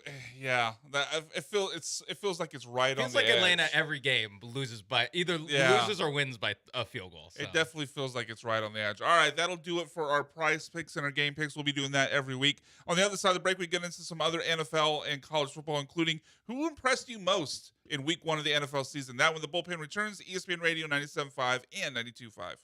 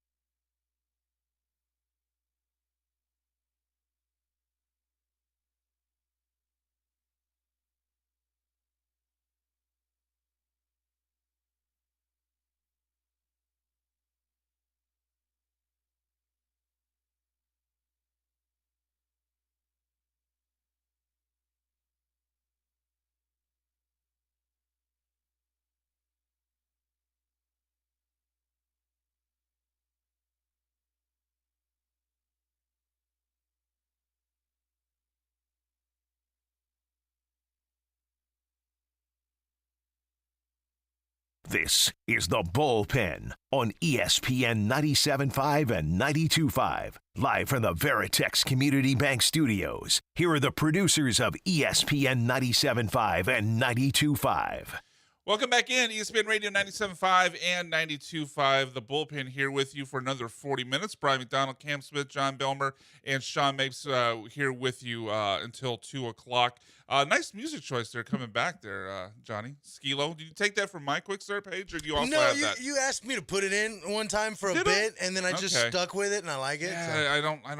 I don't even remember what that bit was, but I that does sound vaguely familiar. You probably don't remember it because we planned it and then didn't get to it and scrapped it. I feel like Johnny answered that question a way to set me up to be able to take a shot at me for my management of our rundown. Yeah. Trust me, I don't need wish- help to take a I shot don't. at you. I don't. Oh, see, I wish see, I don't I like was- the way this segment's going. I wish I was a little bit taller. I wish I was a baller. Johnny wished that you would have followed through on your segment ideas. Johnny, we will never get to everything on the rundown. I will just tell you that right now. I don't know how long we'll continue all working together, but we will never get to everything on the rundown. I intentionally put way too much on there on purpose. All right, so the question I teased going into break, and if you have your own answer, please call or text the HRMP listener line at 713-780-3776. But who impressed you most, Sean? Because I know what Cam's answer is. Who impressed you most, Sean, in week 1 of the NFL season? Is it cheating to say Say the Chargers so Cam can't say it. No, is it cheating to say Green Bay, even though I'm kind of lumping in week 2? It's kind of cheating, but I'll allow it. Okay. Because they were very impressive in week 1 also. They're awesome in week 1, and it's a situation where you have questions about, I mean, honestly, about the lack of a go-to guy on offense. You have a little bit of questions about Jordan Love, not anything like crazy, indictments on him, but just like, where is he in the quarterback hierarchy? And I feel like he didn't like fully answer those questions, and they've smashed 2 playoff teams. They smashed a team that won 14 games last year. The Lions did they won 14 games last year. Won the NFC North. You beat the Commanders. Obviously, week 2 doesn't really count for this question, but it's something we all know that they did. They made smashed the Commanders. They made the NFC title game. Like, if we're doing college football style, no one has 2 more impressive wins right now. So they're the USF Bulls right now? Yeah, they're except on the side of their helmet, they have a decal that puts them at number 1. So yeah, I gotta go with the Packers, and like the obvious, like, oh, Micah Parsons trade worked out. Cool. All right, Cam. So just go ahead and say it. No, okay. You're right. I was very impressed with the Chargers win, but so that y'all aren't always thinking I'm fixated on them, I'm gonna go. You're literally wearing a Chargers t-shirt right now. Yeah, I think it's the you weekend, you have a Thunderbolt tattoo on you, right? I do. Yeah. Okay. All right. But I'm gonna, and I know they lost, but I'm gonna say the Jets. I think the Jets and Justin Fields. Interesting. I mean, I like this. They impressed. You could have argued that they should have won that game. You could definitely argue they should have won. And like, even though they lost, I never in my wildest dreams thought that they would put up 32 points in week 1. Like I didn't think Steelers were going to put up 34 either, but I definitely thought the Jets were going to be closer to like 13, 14 points. Yeah, no, that's definitely a good pick. I'm going to go. I know this might be a little controversial because, like, oh, this team's good every year. How really impressed could you be? I didn't think the Bills were coming back on Sunday night. Like when it was 34-19 after Lamar Jackson's pass to Hopkins, which, man, that was a great catch. Yeah, it was a great catch by D-Hop. But when the Ravens went up 34-19 going into the fourth quarter, like, I thought that was a wrap. I mean, Derrick Henry was running wild. Obviously, Lamar Jackson was playing pretty well also. They had everything going for them. I did not think the Bills were coming back, and not only did they come back, but they put up 41 and pretty much ruined anyone playing fantasy football going against Josh Allen. Like, there's a lot of people, myself included, who were facing Josh Allen, and through most of that game, I was like, all right, I'm going to win. Like, I know in one league I was facing Josh Allen, and I was like 98% to win. Yeah. And then I checked the game. I checked the score after that, and I lost by like 15. Yeah. So it was something wild like that. So I think I was most impressed with Josh Allen and the Bills making that comeback from on Sunday night. I just want to see if the Bills can put up 41 against the Ravens. I want to see what they can do against the Jets this week. And then, my God, that Thursday night game in 2 weeks against the Dolphins, they might put up 60 points. Yeah. They might. Well, they'll probably call it the Dogs, but they definitely could put up 60 if they wanted. It might they be like a they could treat them NCAA like a college week 1 game. college football opponent. And like when they're playing Murray State or something and put up a 70-point. So speaking of college football, let's talk about the Cougs win last night over Colorado. Cam, were you at the game? No, because by the time I get off, the game would have already started. But that's true. it was a little bit of an earlier start at 6:30. I did watch it at home and at dinner. All right, well, I'll start with you, Cam. I know you're a big Cougs fan. What were your overall impressions from a 2-score win for the Cougs over Deion Sanders and the Colorado Buffaloes? I thought it was a really good win. I mean, I don't think Buffalo. I don't think Colorado is a very good team. So I'm not going to say like, oh, it was like a super upset. But what Connor Wingman did his third game because he kind of looked subpar his first 2 games. Now I get it. Like you're running, it's a Willie Fritz run team, so it's going to be run. You're going up against SFA. Who, Yeah, you're not showing anything. Yeah, it's going to be run heavy, but not only did their defense really look good, but that run game between Dean Connors and Connor Wigman, like it really impressed me. So U of H, I didn't know he had that those sort of wheels. Wigman, Yeah. Wigman, yeah. I mean, he had that at A&M, but his problem was injuries and turnovers. Yeah, and he's done the opposite. And now it's only been 3 games, and it's against lesser talent. Yeah, because SFA, Rice, and then down Colorado Buffalo team. But I think if you're a U of H fan, the way he's performed, and then getting Dean Connors the transfer from Rice,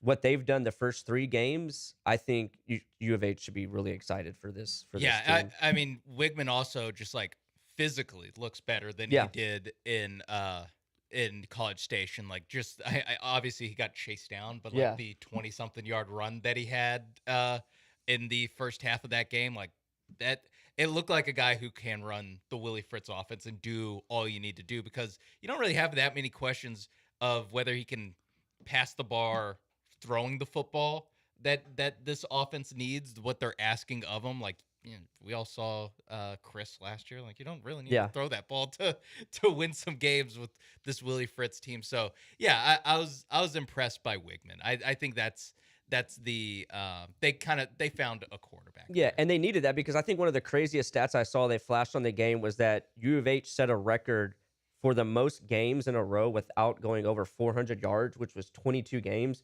Which in college football, I didn't realize that. I know their offense has been lacking, but crazy bad. Like, that'd be like an NFL team not going over 300. Yes. Yeah. And the fact that you did it for 2.5 seasons in a row. I did not realize they'd gotten that 22 bad. games in a row. That's crazy. That's an insane. Jesus. Okay. All right, so let's move on to, and we'll have to keep this tight so we can get to Mount Rushmore +1, but let's move on to another game of local importance. Probably the biggest game of the day, although Georgia-Tennessee would probably like a word, but the Aggies going to Notre Dame to face the Irish. Who you guys picking in this game, Sean?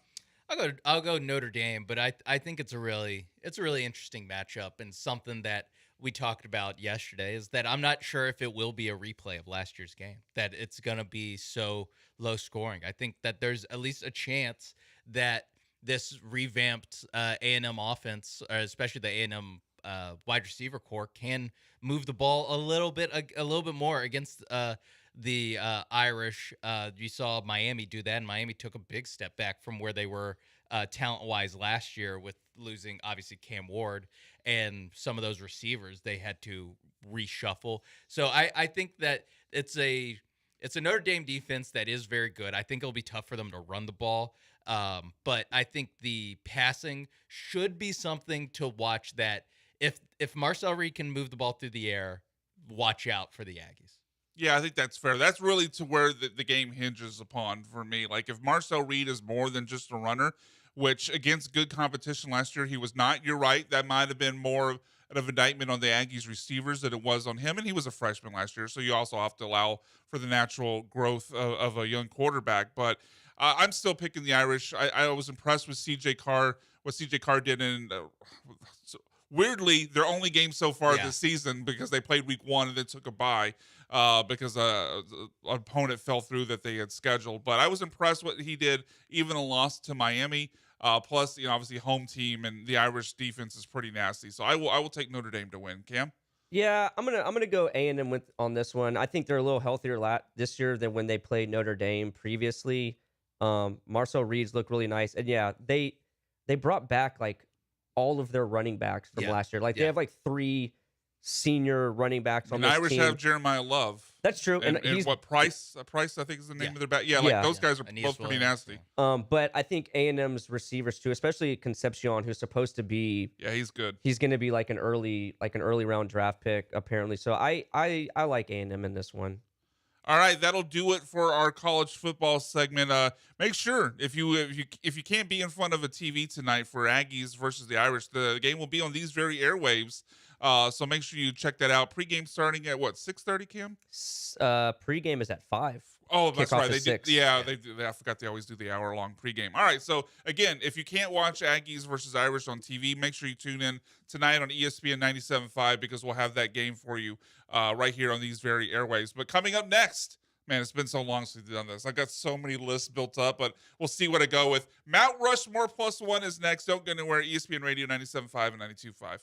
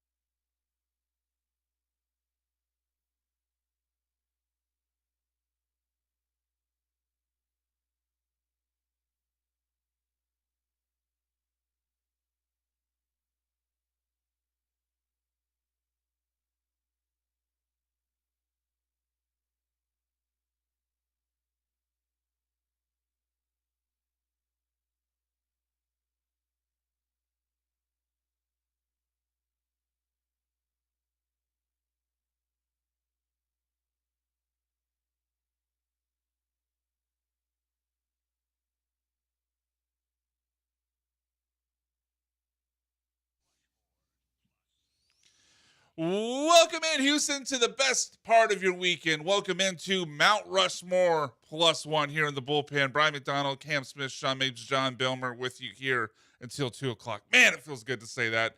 I think it's been a full month since I gave out a Mount Rushmore +1. So if you guys will indulge me, I will go ahead and go first to get my list off my chest here. Okay. And let's indulge them. Thank you for indulging me. So my Mount Rushmore +1 is a list, if you will, of the best Seans. Okay. The best Seans, my favorite Seans. These are. What's the I reason think it's just what popped to mind. This is to me. This is the definitive list that will be studied for years to come when people think of the best Seans. Okay. This is the list. So first one on my list. Sean Waltman, you might know him in the wrestling world as X-Pac or Six-Pac. He's a part of both the NWO and D-Generation X, one of the few guys that has that. Shut up, John Belmer. Shut up, John Belmer. Hit that drop for yourself. I can't tell you how bad everything you've done. I don't think, John, can't tell you how bad everything you did here was. Thank you, Pat McAfee. So Sean Waltman, I think, is definitively on the list of the best Seans. Following him, in rest in peace here, pour one out. Sean Taylor, one of the baddest. R.I.P. Yeah, R.I.P. The Pro Bowl where he took the punter and just absolutely leveled him will forever live in my mind as one of the more fun moments in football One history. of the first NFL jerseys I ever bought was a the Sean Taylor jersey. Yeah, because I always played safety in football, so he was like my. I love playing with him on Madden, controlling people and just hit sticking. So much fun. Next, Sean on my Mount Rushmore of the best Seans, Sean William Scott, otherwise known as Stifler in the American Pie movies. Yeah, yeah. He's also in was it Grown Ups? He's in Old School. He's Old School. He's in a lot of movies from that Role time Models? period. Yeah, he was in Role Models. Yeah, Role Models is the one I was trying to get to. Yeah, that was with him and Paul Rudd. That was a really good movie. But Sean William Scott certainly belongs on this list of the best Seans. 2 more here. Next one, Sean Connery, one of the greatest actors of all time. Obviously, I think most known for being the first James Bond. At least I think he's the first James Bond. I think he's definitely most known for that. Also was in The Rock with Nicolas Cage and The Hunt for Red October. The Hunt for Red October. Untouchables. Wasn't he also named like the world's like sexiest man at like 65? Probably. Yeah, he had one of the all-time classic voices. Like we can all hear it in our head without. What I was playing. He played a Russian general in The Hunt for Red October. Didn't do a Russian accent. He could just get away with that. He could just so he's do like that. Denzel in Gladiator 2. Just like, nah, just be Denzel. Just Whatever. be Denzel. He like changed it a little bit, but it wasn't a Russian accent. Yeah. All right. So there's one Sean left. I mean, I think we all know where I'm going There here. better not be. I mean, there's one that cannot be on this list. There's only one Sean I think I could possibly go with here with the number 1 spot. And Johnny, if you could, I need some audio assistance here. But the best Sean on my Mount Rushmore plus one of favorite Seans is this Sean. Hi, this is Sean with Green Light Offer. I mean, Sean from Green Light Offer. He is, yeah. He's pretty elite. He's strong. He's pretty elite. We even buy my tenant won't pay me the rent houses. I mean, what other Sean even buys my tenant won't pay me the rent houses? Yeah. Other than Sean from Green Light. No one. No one. Does. So I think that's. I don't know if you guys have any thoughts on this, but I think that's pretty definitively the list of the best 5 Seans ever. Yeah, I can't think of any other Seans. Are they? No. They're all on the SEAs list too, right? I believe so. Yeah, I believe so. How about that? The right way. No I was so scared you were gonna SHAWNs. It was Sean Combs. I cannot tell I you was how like, scared I was in my head, I was like, oh God, I could not tell you how scared I was. Sean John. No, I was not going to go with P. Diddy. I think he's made himself ineligible for this list.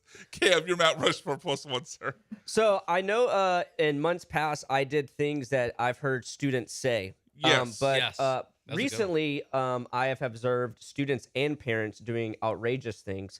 So mine is based off of Do exactly tell. what I just said. So, and this is all within the last like year. I mean, I could go back at damn near a decade of stuff, but we're just going to stick to the last year. I caught students rolling dice and playing with Monopoly money. I don't see anything wrong with that. They got a little side hustle. Why are you being a narc? No, it's not that.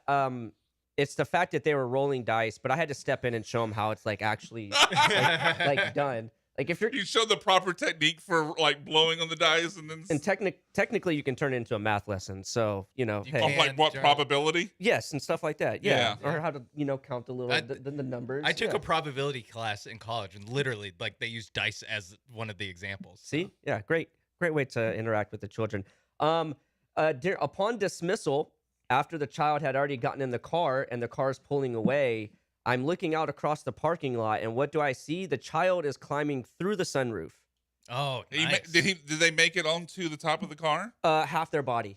Oh. Before the parent obviously realized and Like, slammed on the brakes. yanked just them down. like, and then you just see, whoop. I don't know why I was just picturing him like just woo out the sunroof like he's in a limo for the Yeah, first time. like it's prom. Yeah. I mean, I'm sure if he had gotten his whole body out of the car, he probably would have Yeah. been. But it's a How smaller old child. was this kid? This kid had to, I think it was one of my first graders, so Oh, like wow. 7. It's like, okay. Yeah. Anyway, continue. The next one is, and I have proof of this. I have a picture. A child, a first grader, took a popsicle stick, filed it down, and then wrapped You made it. it a shiv? Wrapped it in coloring paper, yeah. and literally, Yeah. He made a shiv? made a posted homemade that. chip. Oh my God. Is And- he doing 5 to 10 right now? He did 5 to 10 in timeout. his excuse was, it's a box cutter for my dad, and I was like, okay. I was hoping he was going to say snitches get stitches. Yeah. I appreciate the creativity, sir, but you're lucky I'm the one that found it and not like another teacher, or the repercussions would have been way worse. You also know like school year just started first. Yeah, no, gotta- he's got to protect the himself. I yeah. mean, I got to go ask. up to the biggest guy he sees. Yeah. Punch him in the face. Did you Shiv keep him a couple did you times. keep your head on a swivel the rest of the year around that kid? Oh, this happened like a week ago. You better keep your head on a swivel. So- You might catch a little Yeah. to the side. I'm not No, worried. he lit him off with a warning. Okay, but maybe, I don't know. We'll see.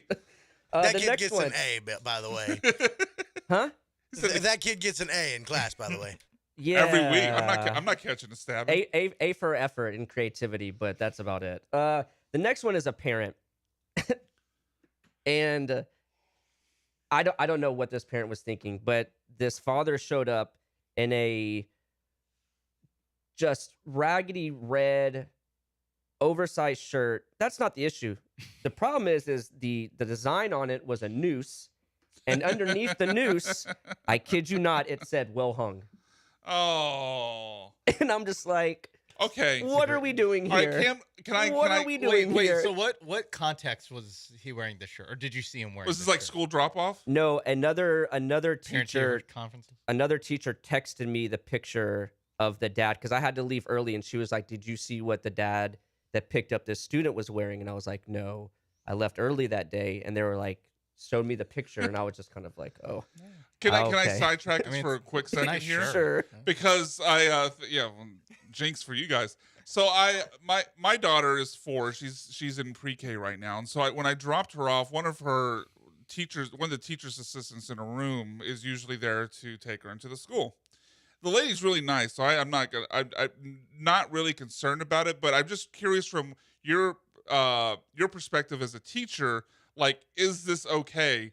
I don't care about it, especially since it was a band I like, but she was wearing a Sublime t-shirt, which already I thought a little odd for a professional setting as far as a teacher, but it happened to be, I don't know if you know what a lot of their merchandise said, but it happened to have probably their most famous one, which was 40 ounces to freedom. It's fine. Fair or foul, Wait. wearing a Sublime 40 ounces to freedom Did you t-shirt. say, was it a Friday? It was a Friday. Casual Friday. That's fine. That's what I would want to say too. Casual Friday. It feels like a little too casual. I mean, my biggest problem is I don't really like Sublime. Yeah. All right, can't finish your list. I'm not gonna listen to this. I didn't know I hit a Slander. nerve. The next one, Someone and practices Santeria over here. I feel like I ain't got no crystal ball. I feel like we've heard or we've seen this before in like frat movies or movies where they'll tape a person to like a door Yeah. Goalpost. or a wall. Yeah. Yes, I caught kids trying to take that thicker blue tape and tape a kid to the wall where they play wall ball. And they were going to pelt him? But the thing was the kid was okay with it. Like Yeah. You kind of have to. Some people are it's into pretty pain. hard to tape someone Some to the people wall. are and into I pain. don't know if they work something out where it's just like, hey, like we'll tape you to the wall. We'll throw you some of our lunch money or like our candy or Next like time it'll be this Yeah. guy. Or you'll yeah. just yeah, you could have do it my and you'll be a Lunchable, legend. but yeah, and I wanted to see if they could actually Do it. accomplish it. So you but- wanted? Did you hang back to see if they got the physics of it right? It's yes, just- but it's once they started to like try and cover the face. That's Oh, when I was yeah, like, yeah. okay, Can't be doing that. I've let you. I've extended the leash long enough. Now we can't cover the face. Also, you're I using hope a you lot stepped of in my and showed tape. them the proper way to tape I will tape a say, nerd to Cam, the wall. and this is an indictment. You're very loosey goosey. Yeah. I do appreciate that you let things develop before you step in.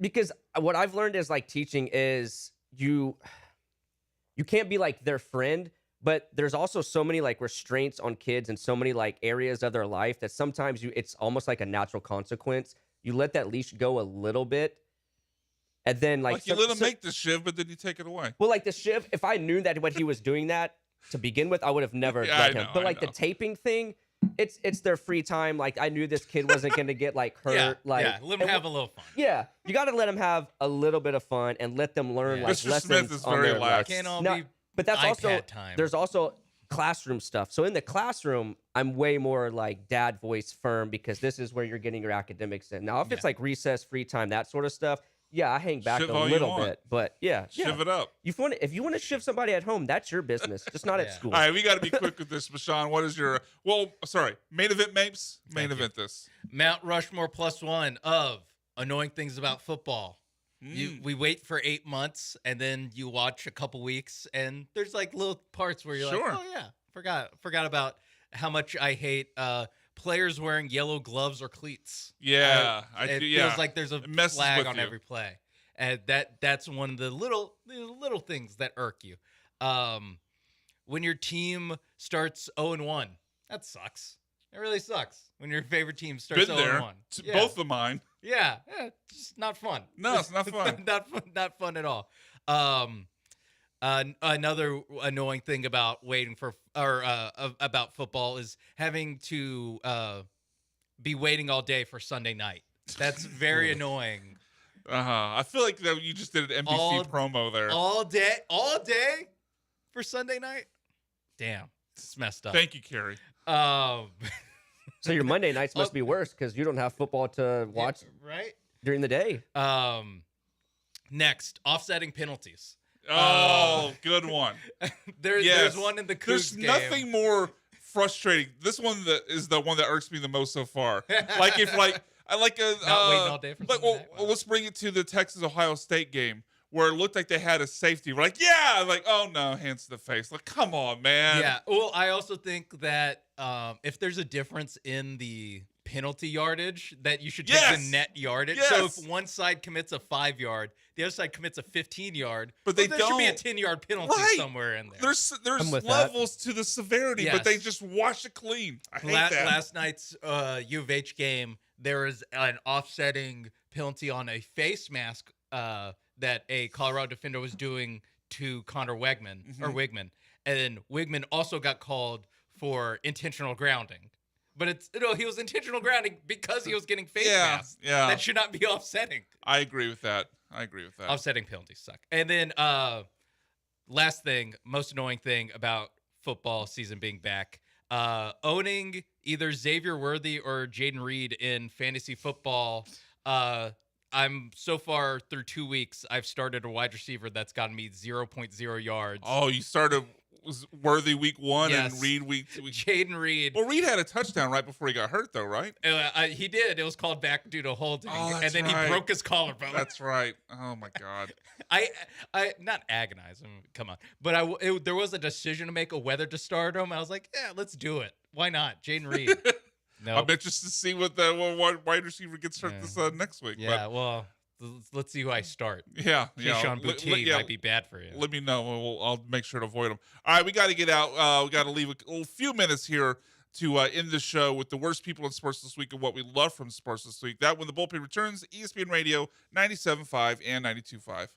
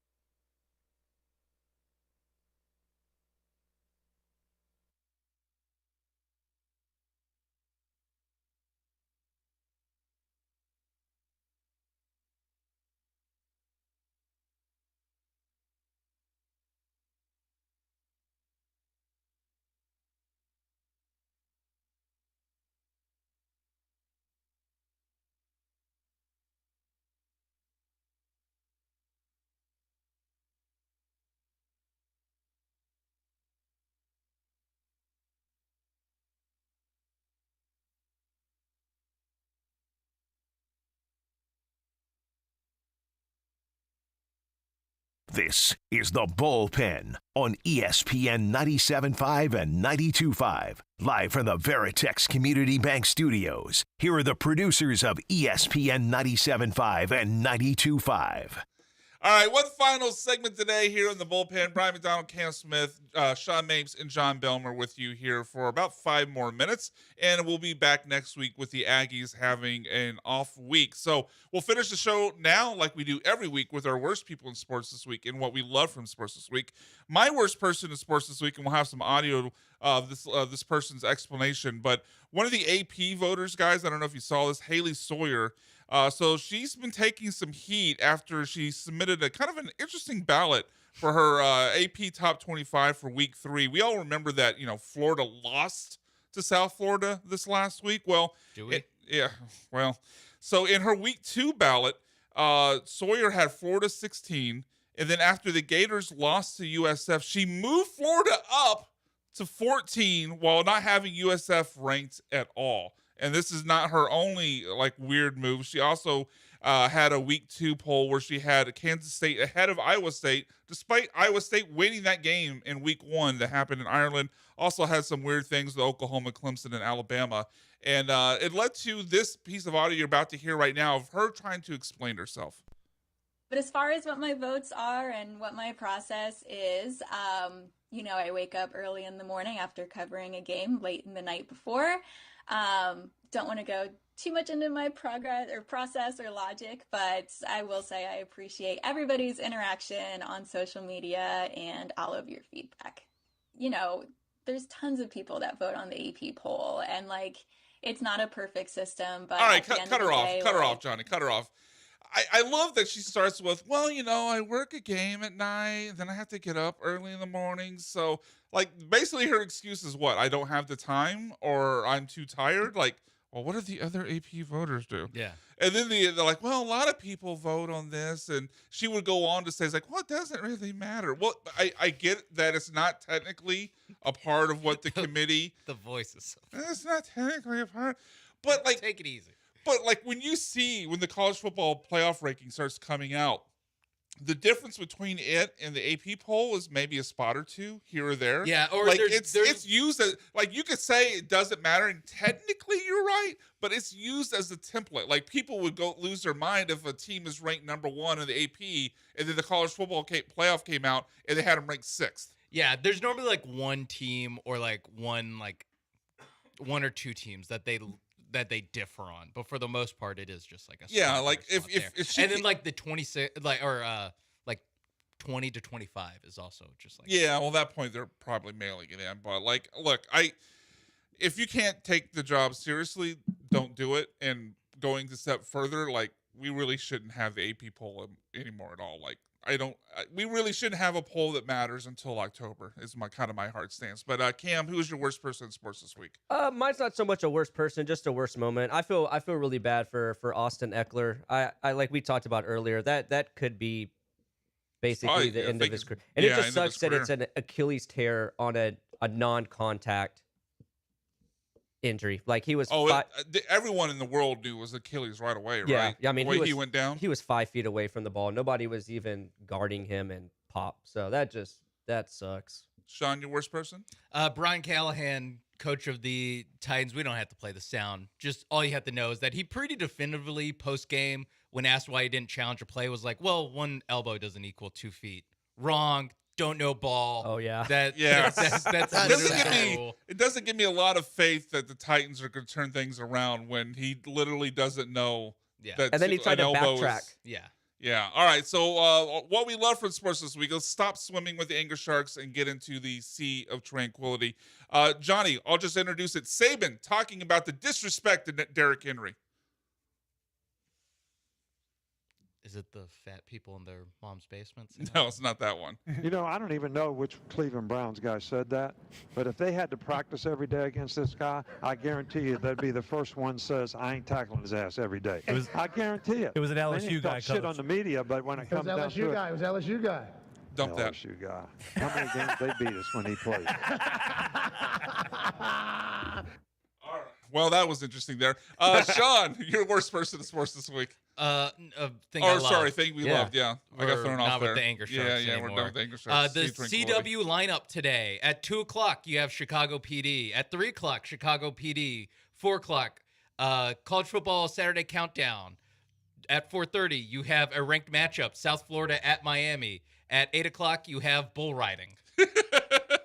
You have if not the best game today, a top 3 game today.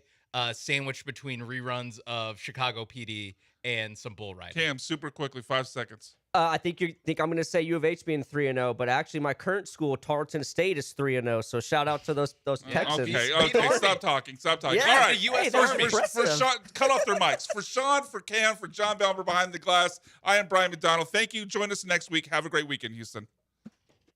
Hi, this is Sean with Greenlight Offer. We even bought my tenant won't pay me the rent houses.